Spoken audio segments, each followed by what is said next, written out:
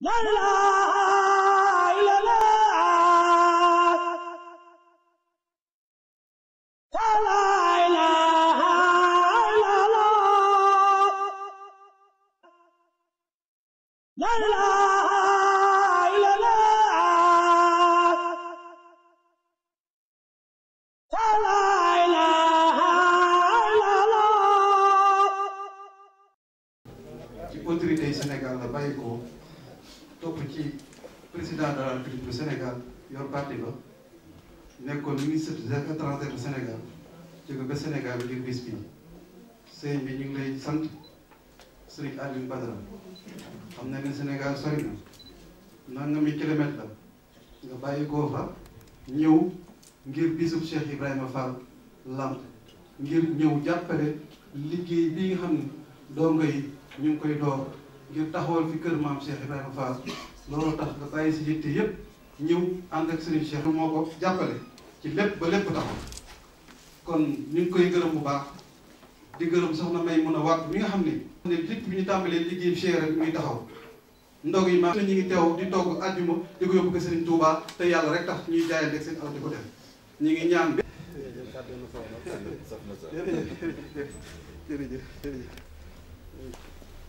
asalaamaaleykum wa rahmatullah taala wa barakaatuhu barke Sëñ Tuubaa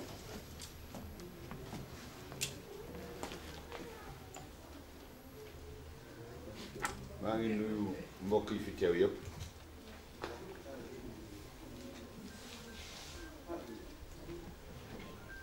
njabootu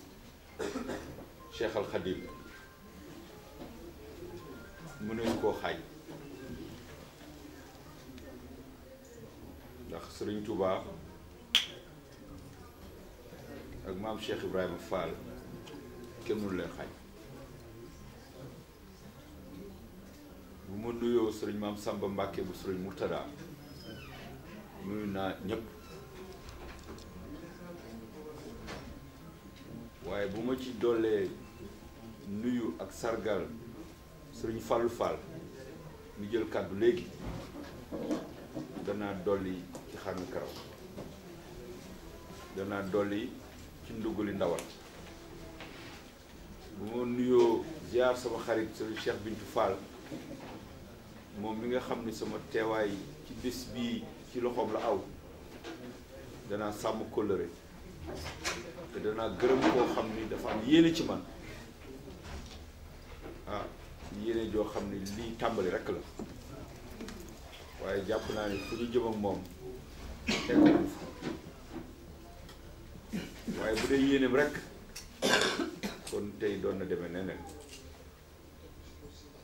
Sëriñ Cheikh Fall Khady Gueye ñu ngi lay ziar bu baax a baax a baax bu ñu ñëwee ba léegi amuloo jàmm ci aéroport ba tey saa su nekk ñu ngi seet yaa ngi seet fu ñu nekk di seet fu ñu toll ña war a mën a teew fii te bokk ñun Sëriñ Touba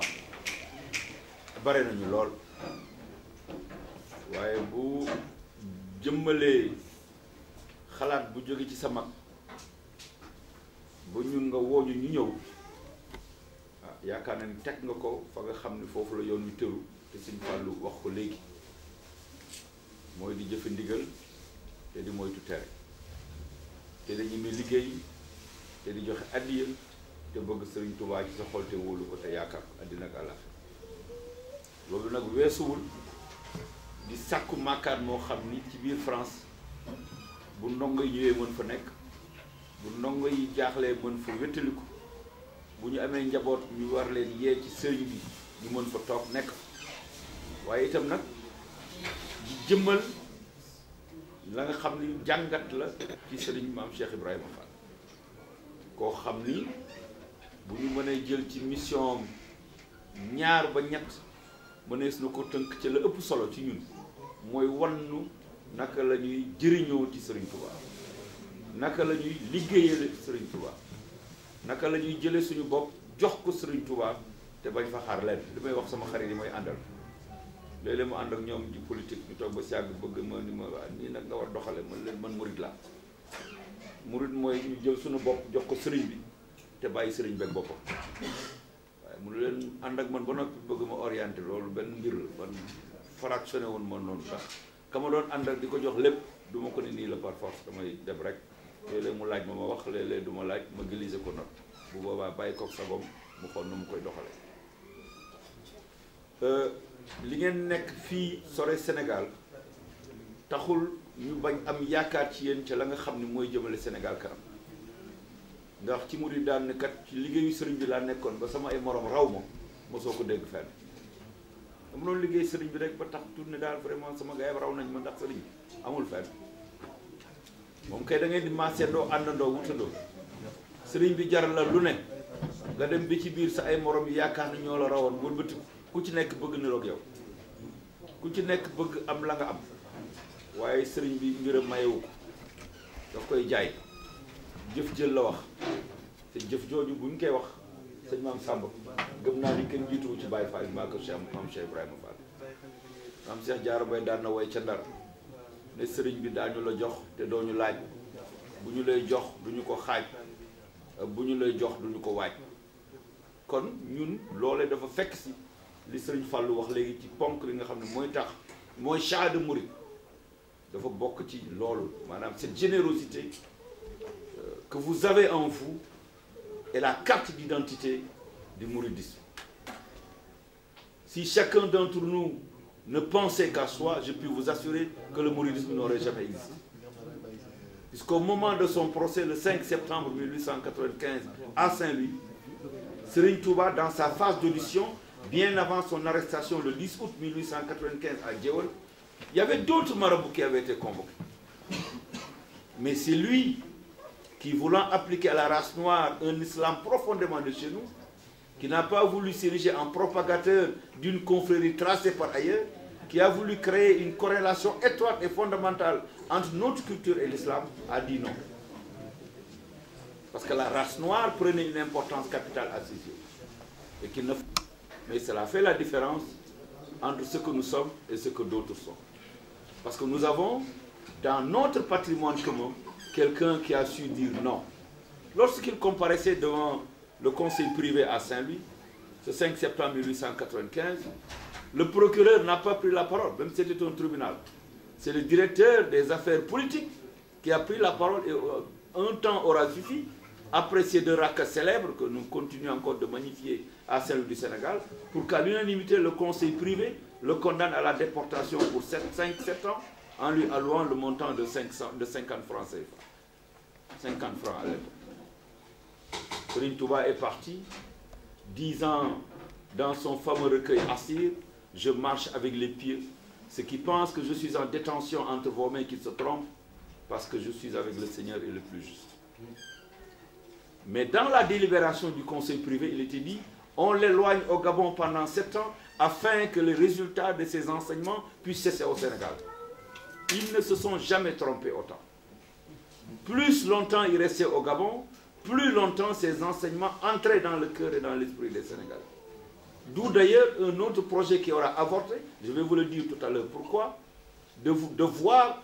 dans quelle mesure est-ce qu'on va pouvoir aggraver sa sanction et le maintenir là-bas. Que Samori a laissé la vie, on ne comprend pas ce Sahélien frêle qui continue à survivre dans un environnement catastrophique. Ce n'était pas possible. C'est à ce moment-là que le génie salvateur de Mame Cheikh Ibrahima Fall à Saint-Louis du Sénégal a compris, a fait beaucoup de diplomatie qui aura permis d'avorter ce projet malheureux que les Français ont à un certain moment eu à avoir pour aggraver la peine qui frappait Cheikh Al-Khadim. Son acquaintance avec Blaise et Carpo et tant d'autres a fait que Serigne Touba est revenu au Sénégal. Malgré tout, il va être à nouveau déporté ou envoyé sur la Mauritanie.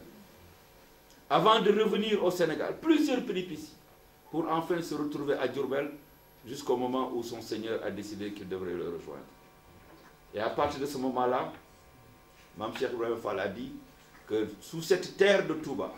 dans laquelle repose Serigne Touba, moi je ne peux pas y poser les pieds. Rusna, Kersawna, di tek sama tank ci kaw souf so xamni mo dañ Cheikh Al Khadim. Dans cette capacité que nous avons, je vais faire quelques mots de français et puis je reviens à wolof parce que nous avons quand même des invités Et je pense qu'à l'international, c'est extrêmement important pour la fructification de l'enseignement de Serigne Touba et de Mame Cheikh Ibrahima Fall que nous sachions tous et chacun ce que nous avons dans nos cœurs et dans nos esprits. Pourquoi sommes-nous tels que nous sommes? Pourquoi nous ne nourrissons aucun complexe vis-à-vis de qui que ce soit? Pourquoi nous ne sommes jamais les derniers de notre classe et pourtant, âpres à l'ouvrage, nous sommes ceux-là par lesquels le Sénégal se développe? Et il y a un fameux dicton, si Serigne Touba est parti le 5 septembre 1895 pendant 7 ans. M. Moussa Kadi, parlant de l'immigration qui nous réunit ici aujourd'hui, parce que vous en êtes les fers de lance, disait « Fodul fallu bul fa dem, Allah ki kër yëpp a yem ».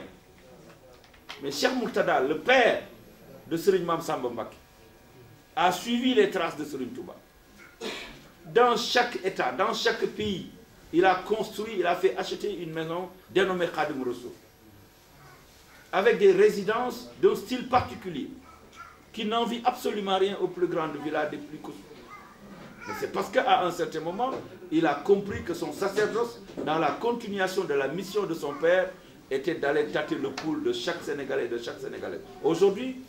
le mouridisme n'est plus sénégalais, il est international. Il a dépassé les frontières du Baol. Il s'est propagé partout où il y a un être humain. Parce qu'en fait, c'est ça sa destinée. Quiconque croit en Dieu est mouru. Et nous suivons quelqu'un qui dit que le Seigneur a dompté pour lui tout ce qui est dans les cieux et dans les eaux et sur terre.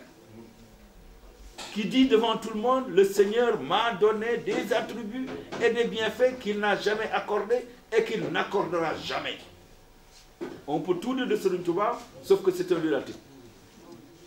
nee na leen wax naa bàyyi fi wax naa ngeen dégg bind naa bàyyi fi def naa ngeen gis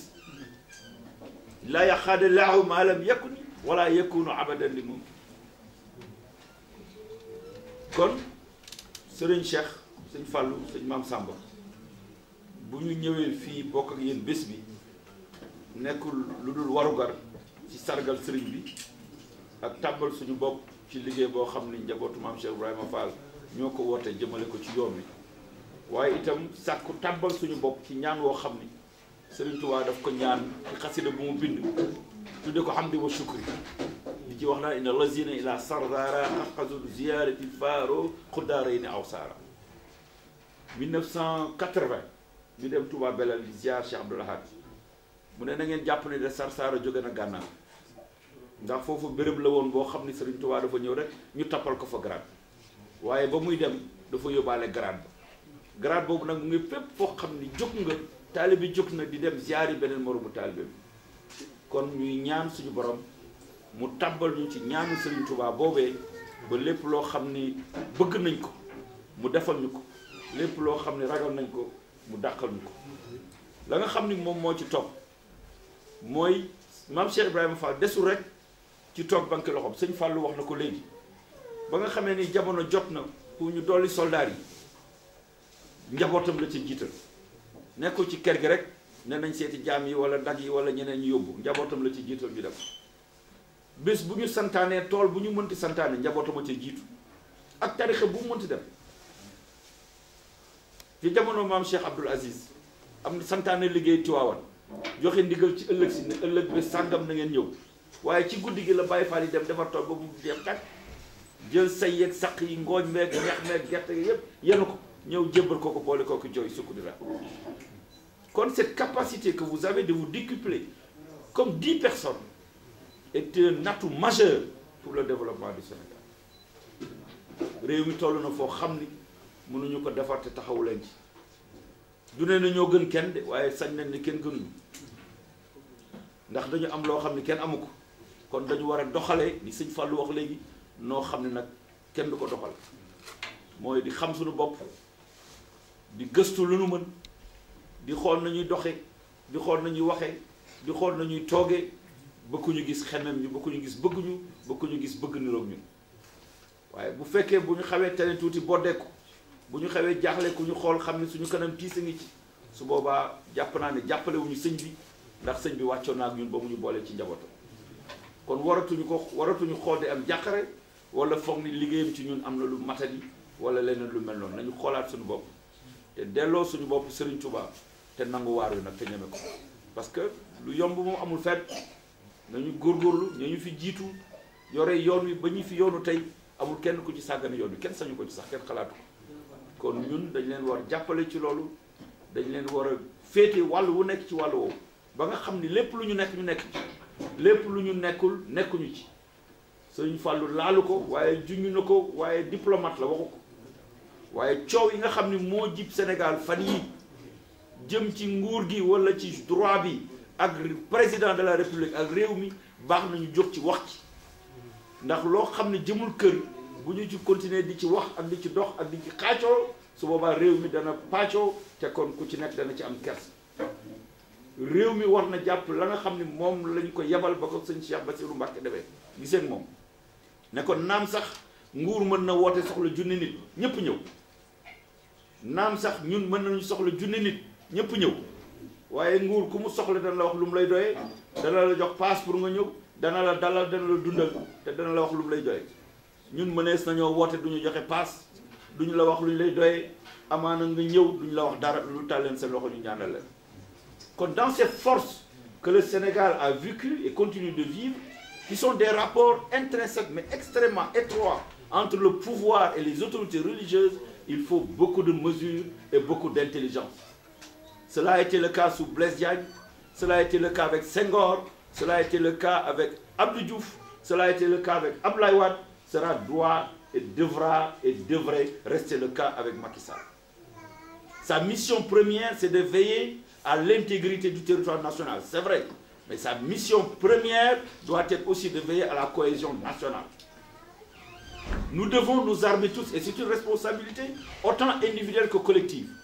à toujours faire en sorte que notre tissu social ne soit pas divisé. J'ai passé une journée, à peu près de midi à 17h, un jeudi il y a 3 semaines, jeudi prochain, avec le porte-parole de la famille Tijane au Sénégal. Il m'a dit que le lendemain de la victoire du président Abdoulaye Wade, il est allé à Touba se recueillir auprès de son marabout. Il a le droit. Il a fait un détour sur sur Louga, pour rendre visite à la mère de son prédécesseur. Mais qu'en rentrant à Dakar, il a passé par Tivaouane, en plein centre,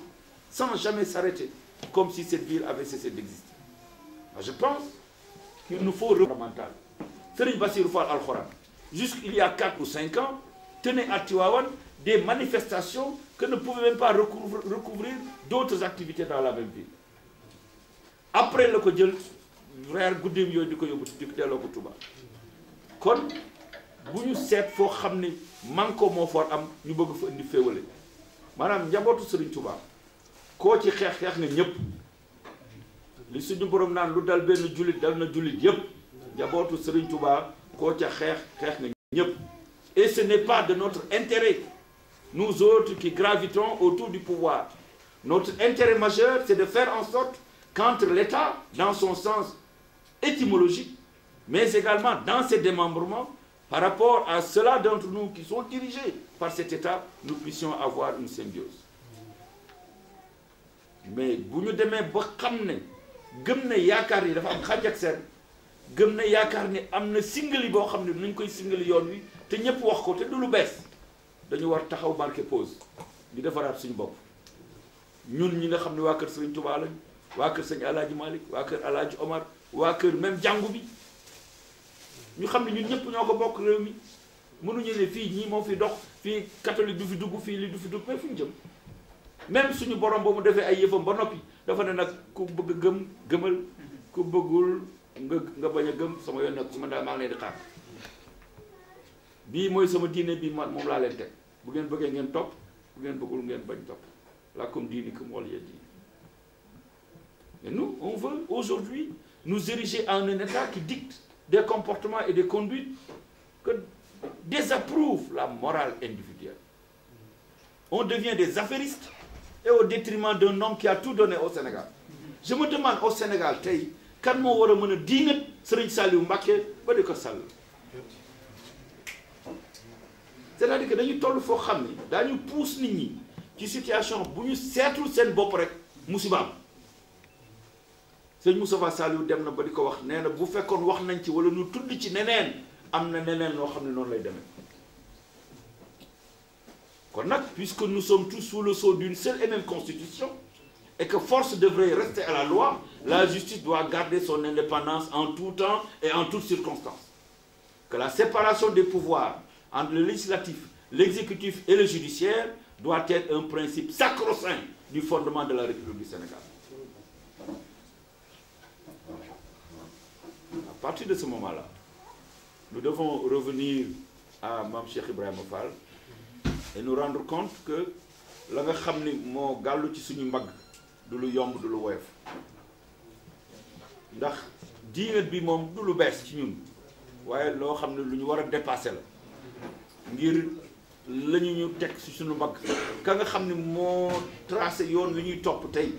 muy Cheikh Al Khadim bi mu demee ba ñëw dafa ne jéggal naa ñëpp waaye nag dafa mel na kuy tuub rek tuub naa tey bu subaa nga defaat tuubaat bu jëmale yàqee réew mi déedéet bu ñu la boo defee ñu jéggal la tey itam da ngay fexe ba doo defati ndax au nom de la continuité il ne s'agit pas tout simplement de la continuité de l'État entre moi et mon prédécesseur ou le prédécesseur du président de la République et son successeur. Il s'agit d'une continuité atemporelle qui défie le temps et l'espace. Donc amul fenn foo xam ne fa lañ ne fii la mën a yem fee la tàmbalee déedéet dañu war a bàyyi xel ci loo xam ne leer na la tey daay goo xam ne boo ko taalee tey doo ci mucc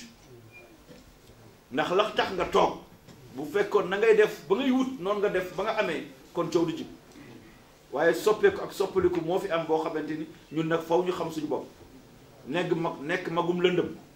boo ma gisul it man ma gis sama bopp et ça c'est fondamental dans la voie que nous a tracé Serigne Touba et qu'ont suivi tous ceux qui ont eu à hériter de son califat. Si cela s'était laissé corrompre par l'administration coloniale, la mosquée de Touba ne se serait jamais dressée. su fekkoon Serigne Mamadou Moustapha dafa yox rek wala muy négocier jëmale yàq kon jumaa ji du taxaw kon Serigne Fallou du ko inauguré mu ko mais am na taxawaay boo xam ni taxawaayu fulla la ak taxawaayu fayda la kon nag jamono jot na ñun ñu tàmbali di xoolaat suñu bopp delloo buy ca mboy ga jëlaat suñu yëpp jox ko Serigne Touba ci fi toog tey mooy sëñ Cheikh Sidi Makhtar ñu ngi koy nuyu di ko ziara bi gën a tedd di ko ñaanal suñu borom may ko fan wu gudd ak wér-gu-yaram ne koy seq suñu borom may leen xel mu leer nañ ba lépp loo xam ne warees na ko jële ci biti mu egsi ci moom mu doon loo xam ne lu wér la ndax gëm naa ni Serigne Touba moom mi mu doon du koo xam ne dañ koy xamal ak di ko def loolu ne gannaaw dara ump ko te moo ñu gën a xam suñu bopp te moom la ñu Serigne Touba bàyyeel dañ koy ñaanal fan yu gudd lool te yaram wi wér lool ndax nag responsabilité majeure soo ko amee kenn lu ni nii nga koy defee kenn xalaatu ko sax waaye ñu jàpp ni sëriñ bi dara ump ko boo waxtaanee ak moom 10 minutes même pas ak ni muy noppee ak na nga koy bañ a gisee da ngay foog ni xamul dara lu xew barke Cheikh Al Khadim dara ump autant de fois je lui ai parlé autant de fois j'ai été surpris par sa connaissance profonde des phénomènes du monde. Rien de ce qui se fait chez nous et ailleurs ne lui est étranger. Donc ñu delloowaat xel yi ñaan suñu boroom ñi nga xam ne ñoo ŋànk nguur gi ñu delloo seen xel xool noo xam ni problème boobu dikk na ba egsi ci dimension boo xam ni metti na ñu xool ay médiateurs sociaux ñu jóg dox ko na mu gën a rafet. Décret boobu nga xam ne moo jox Serigne Saliou suuf si ba ñu koy jël boobu benn signature tàbbiwu ci sama loxo la njëkk teg ma yóbbu ko ci président Macky Sall boobu mooy premier ministre président Abdoulaye Wade mu signé ko ma yóbbu ko ci président Abdoulaye Wade mu signé ko ma jël ko teg ko ci loxo Pape Diop président du Sénat de l'Assemblée nationale à l'époque mu jël ko dem yóbbu ko jox ko Serigne Saliou. C'est pas un événement ancien président Macky Sall mais yoonam mën na ci bañ nekk parce que ña joxe woon suuf si ñoom ñoo ñëwaat joxewaat pàcc ci suuf soosu mais su coow li amee yow sa yoon mën na ci bañ nekk nga ne lii kat bañ koy joxee fi laa nekkoon mais man premier ministre laa woon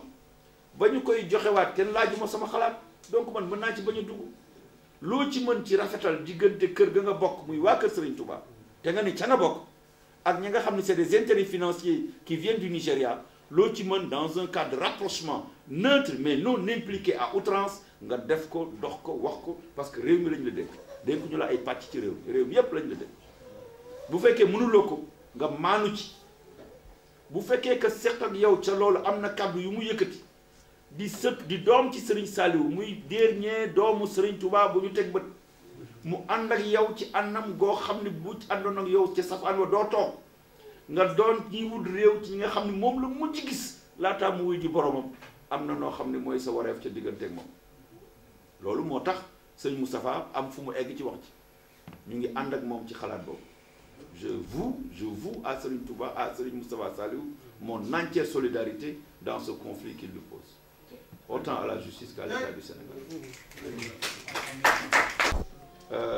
faw nga wax ko mu leer mu bañ nekk lu ñu raay ñi télévision yi ñu jël ko ñu yore rajo yi jël ko ñu yore internet bi jël ko jàpp ni daal tey ba ñuy samp kuréel goo xamante ni ña ngay waxtaanee wut moyen yu ñu tabax wutale kër maam Cheikh Ibrahima Fall ca Paris Alioune Badara Cissé nee na lépp lu Serigne Moustapha Saliou wax ànd na ci et que yaakaar na ni nguur gi war na am yeneen façon yi doxalin ci digganteem ak kër Serigne si